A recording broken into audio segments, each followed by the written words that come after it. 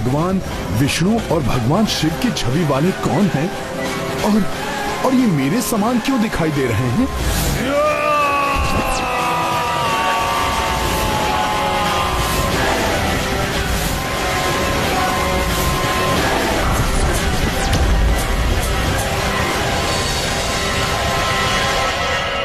प्रभु, विचित्र सा आभास क्यों हो रहा है मुझे?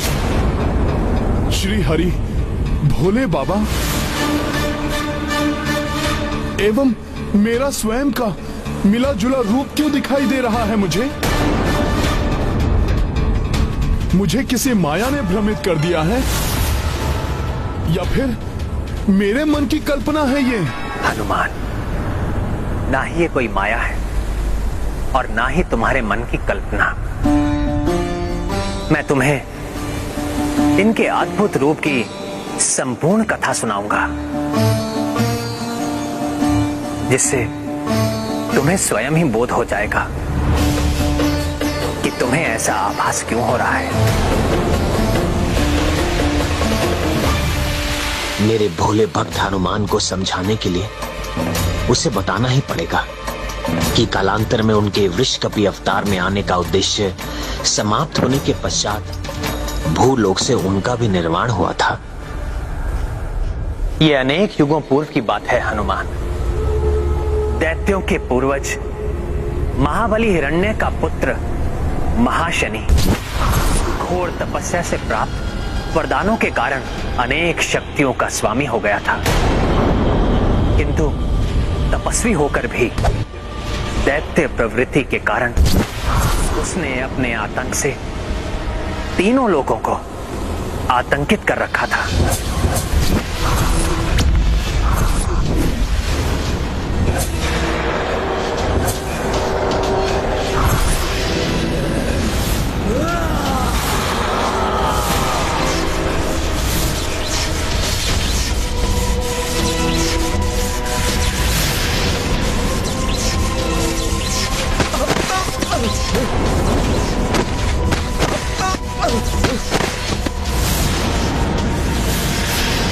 मेरी सेना का अंत कर दिया दैत्यराज महाशनि।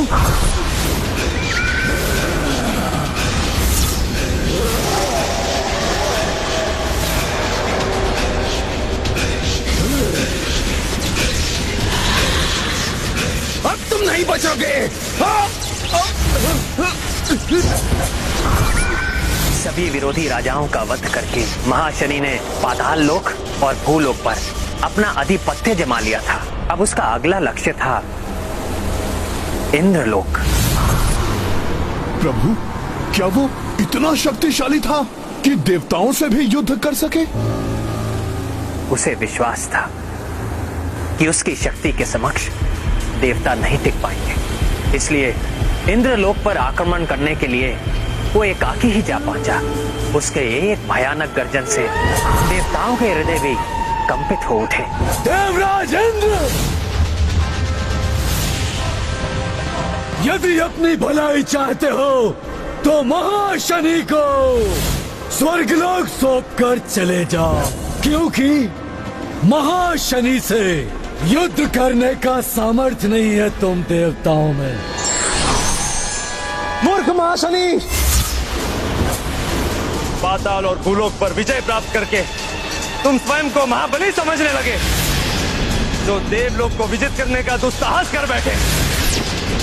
स्वर्ग नहीं, काल कोठरी मिलेगी तुम्हें तुम्हारी इस उद्दंडता के लिए। काल कोठरी महाशनि को नहीं, तुम्हें मिलेगी इंद्र, वो भी स्वर्गलोक की नहीं, पाताल लोक की।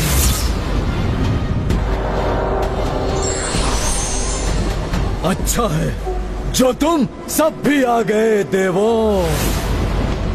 अब तुम भी देखो कि महाशनि कैसे तुम्हारे इस इंद्रदेव को बंदी बनाता है। तुम्हारे इस दुस्साहस का दंड मैं तुम्हें दूंगा महाशनि।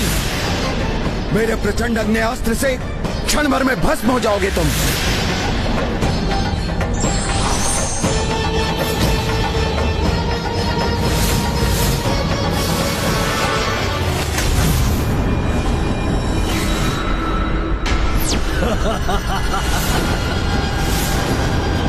अग्निदेव, तुम्हारा आग्नेयास्त्र मेरा कोई अहित नहीं कर सकता।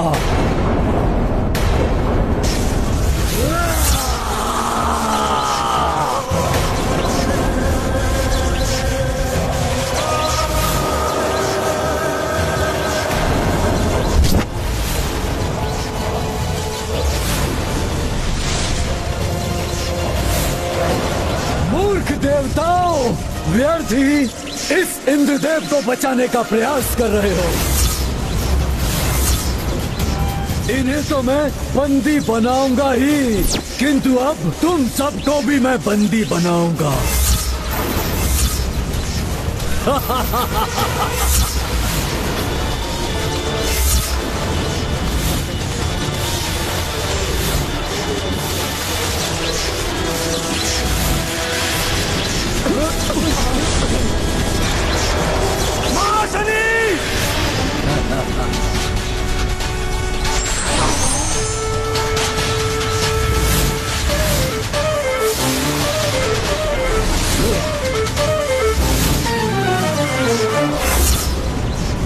तुम्हारा वज्र भी विफल हो गया इंद्रदेव।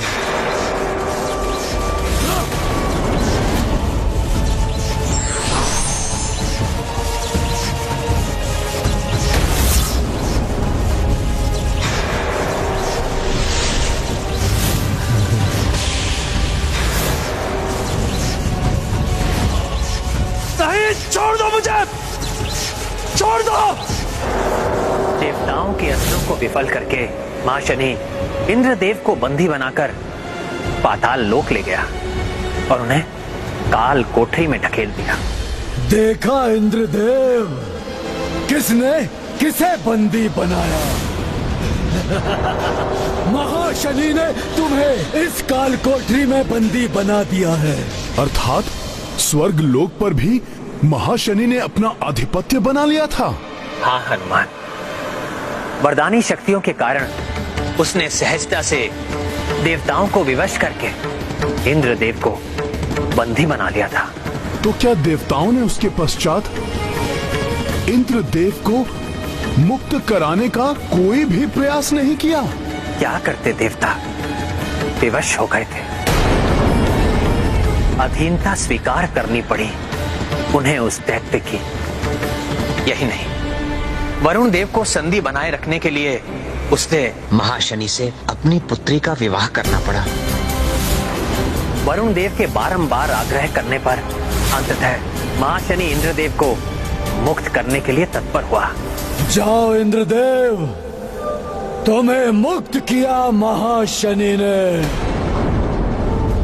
तुम स्वतंत्र हो।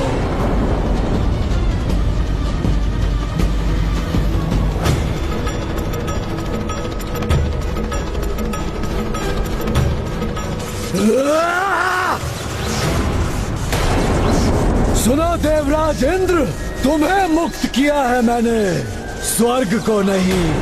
स्वर्ग, सारे देवता और तुम भी सब मेरे अधीन है।